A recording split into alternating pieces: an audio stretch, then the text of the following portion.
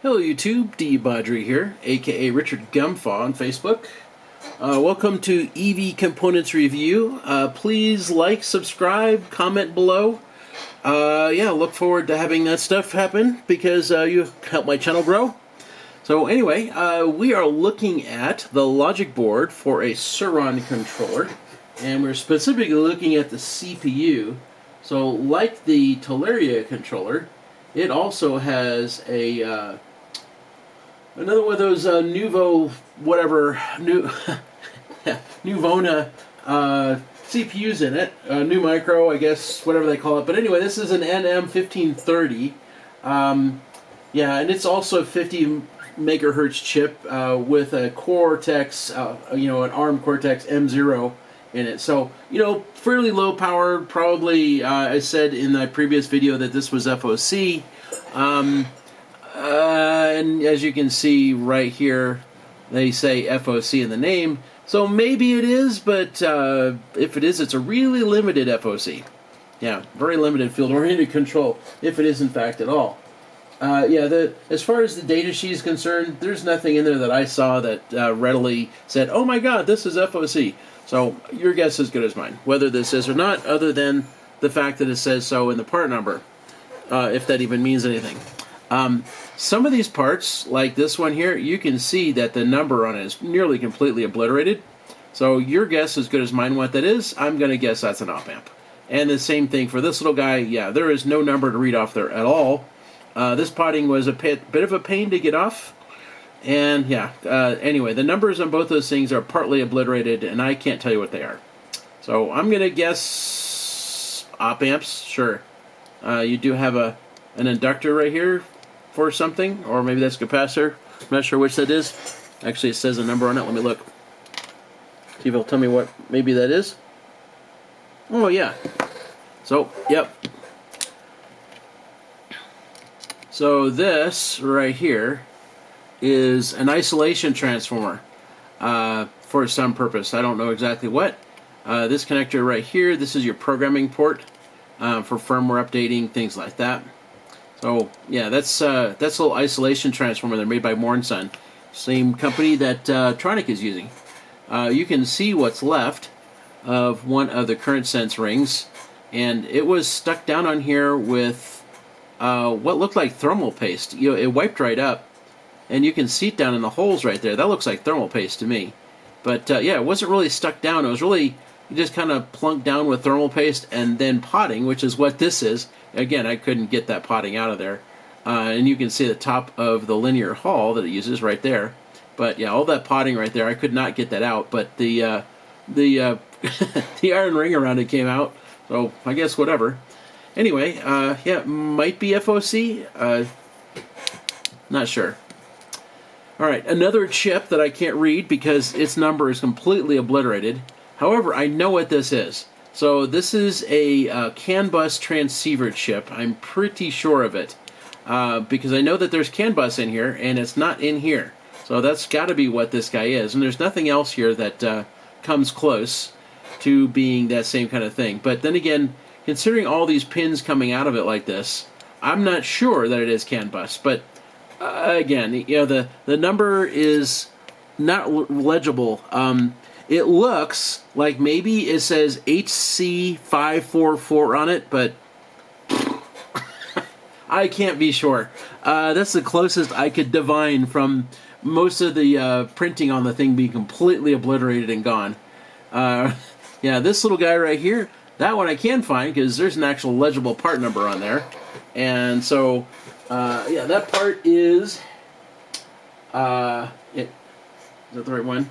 Or is this the other one? Here we go, that one. So that's an MCP 6022, and that's a rail-to-rail input-output 10 megahertz op-amp package.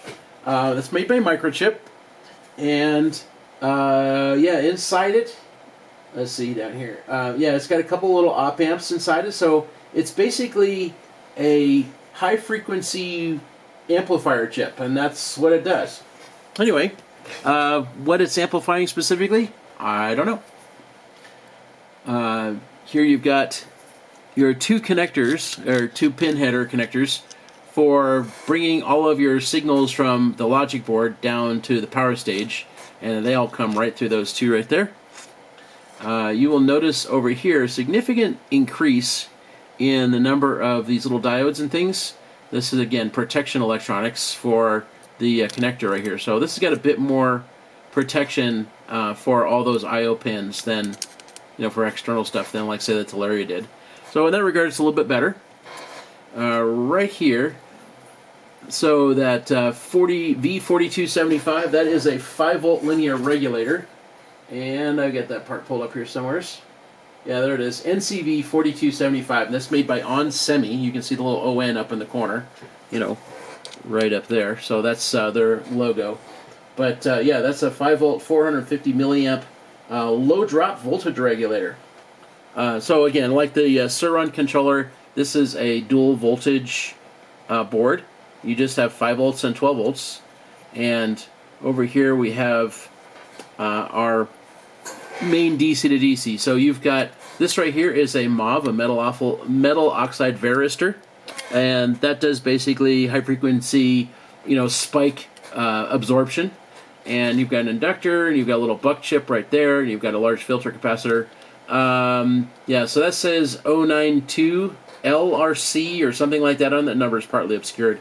Yeah, this potting was a lot harder to clean up, and it would pull letters and numbers off of parts much more so than it did on the Teleria. So I don't really know what that part number is. Looks like 092L or something like that on there. But when I tried to find that, I was not able to find it. So your guess is as good as mine. This this current sensor right here completely came up with the potting. Yeah, the ring was in the potting, everything was, the hull ripped out with it. Yeah, it just completely wrecked this one. And nothing was soldered down, so like you've got these through holes in here, and you can see, the the thermal paste in there. I'm not sure what that was supposed to do, but yeah, this was just stuck down with thermal paste, and then otherwise the potting was holding it in. Yeah. So yeah, it all came out with the potting, and like there was a little whatever that was that ripped up with it. Anyway, this was a lot harder to get out. There was a capacitor right there, and you can see this 2 solder pads for it that came out with the potting. Yeah, pretty sure this isn't repairable. Not that I cared. Yeah, here's another capacitor. You still see the potting on top of it, but at least it survived. It stayed on the board. Yeah.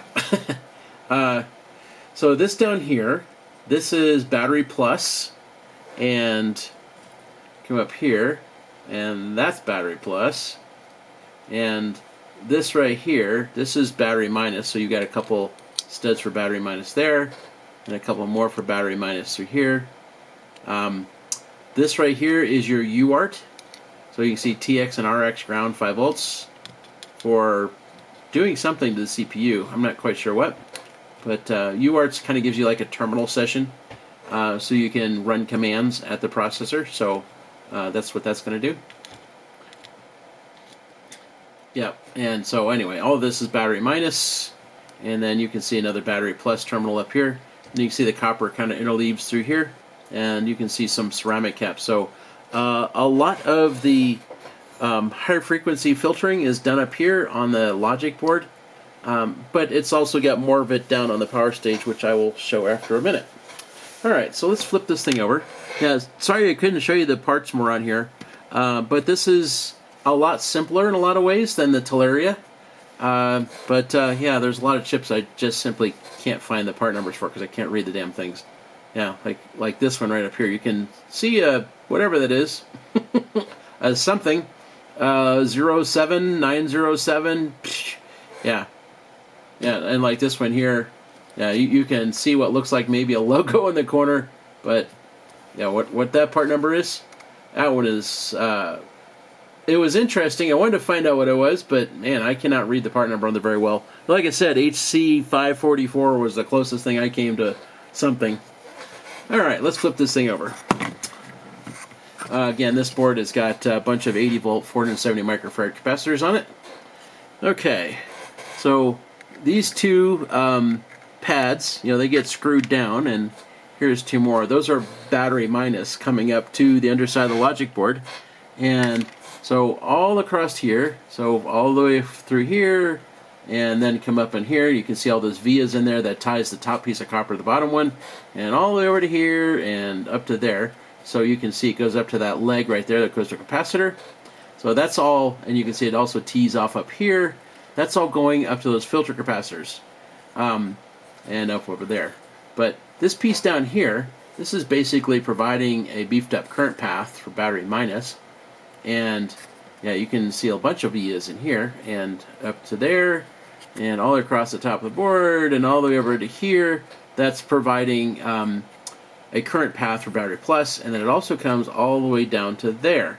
That's battery plus. And also if we go across the top over here, this comes down here, and you can see all the reinforcing from the vias so that the copper on the top and the bottom are tied together. And that also comes down to here. And this is, oops, going off screen. And this is an important piece of the current path for the power stage. Yeah, and this is on the top and the bottom of the board. I'll flip it over. So here's your screw terminal, and you can see all those vias in there. So it's going up to that copper, and that comes all the way up into here. So you can see all those vias in there tying it all together. And then, oops, battery plus runs all across the back here. So yeah, all that stuff is all tied together, you know, to reinforce the battery plus bus. And you can see this here. This is battery minus in here. If I flip the board over, you can see that again. Yeah, this is all battery minus in here. So this is reinforcing the